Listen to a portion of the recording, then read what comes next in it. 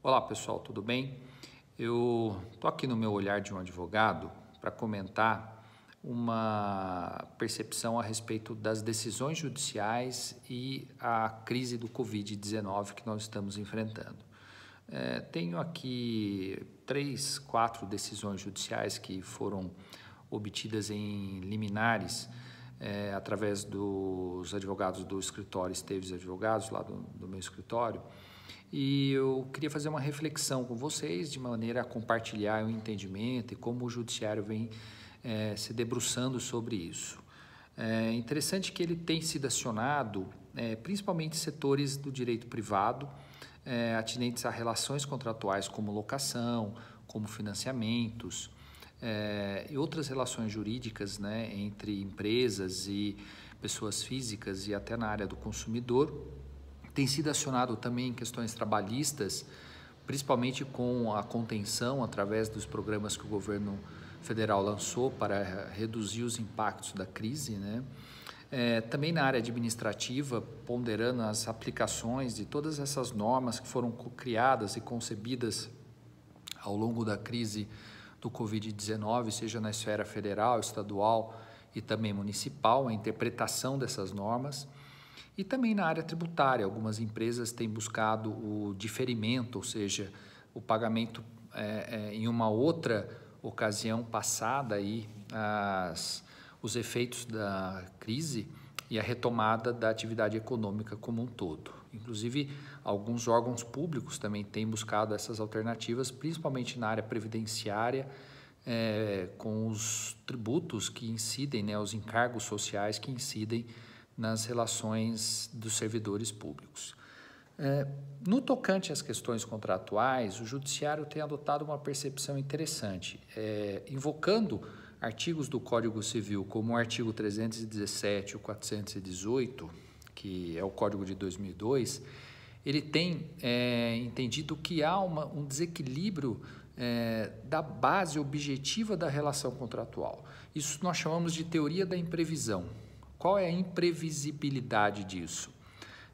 Não havia nenhuma dimensão do acontecimento de algo dessa magnitude, como uma pandemia mundial, com efeitos muito fortes na área econômica, muito fortes na saúde, em toda a infraestrutura e na vida das pessoas. Ninguém poderia prever isso. Então, a base objetiva das relações contratuais acabam se modificando, mas isso especialmente na área do direito privado, entre particulares, entre empresas, consumidores, locador e locatário, né? No âmbito público, essa relação é um pouco diferente. Eles têm tido uma interpretação distinta. E, por exemplo, tivemos uma decisão judicial aí, que eu estou comentando, e até compartilho nesse vídeo lá no escritório, onde o judiciário entendeu que havia sim possibilidade de reduzir um percentual da locação em razão dos problemas que essa empresa vem enfrentando por conta da Covid-19. Então, para manter o equilíbrio, a base objetiva, a boa-fé na relação contratual, isso foi aceito.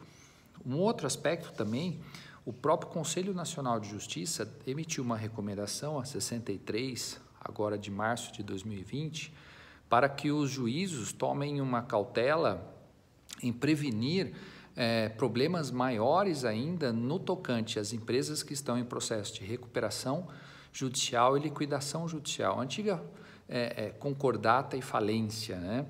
E essas empresas, quando estão sob esse regime jurídico protetivo, né, até para equilibrar frente aos credores e preservar a continuidade das relações da empresa, os juízos específicos de concordata e falência têm, portanto, uma cautela, uma recomendação para, assim, considerar os efeitos da Covid-19.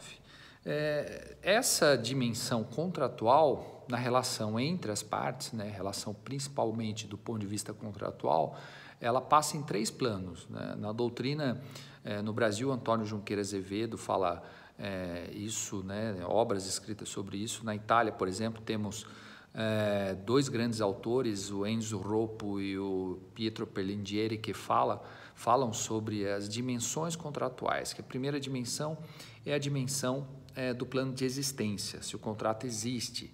A segunda dimensão é se o contrato é válido, se ele tem validade segundo o ordenamento jurídico vigente. E o plano de eficácia, o terceiro plano, que diz respeito aos efeitos desta relação contratual.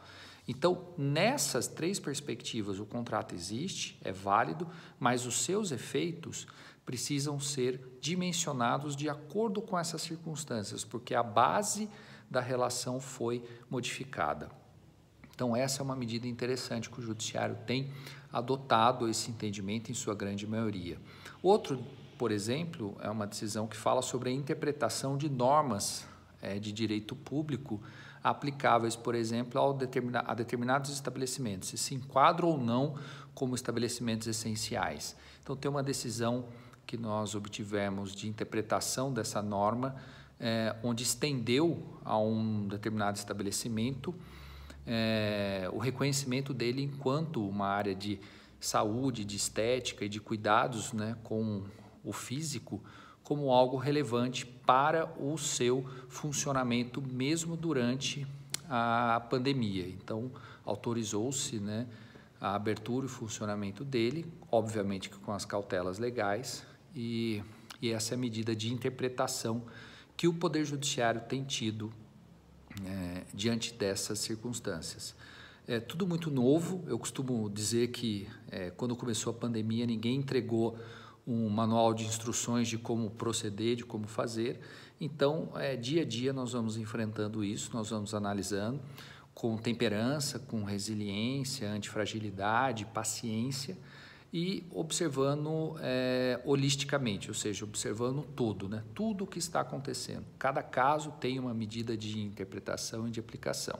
Então, fica aí mais essa dica, que o Poder Judiciário tem sido acionado, as possibilidades de manter-se equilibrado dentro do contexto da exceção que nós estamos vivendo, que é uma exceção econômica, de saúde, de até mobilidade urbana, as pessoas estão em isolamento social, e isso traz uma série de efeitos para todos nós. É isso aí, um forte abraço e parabéns aí para a equipe do escritório também.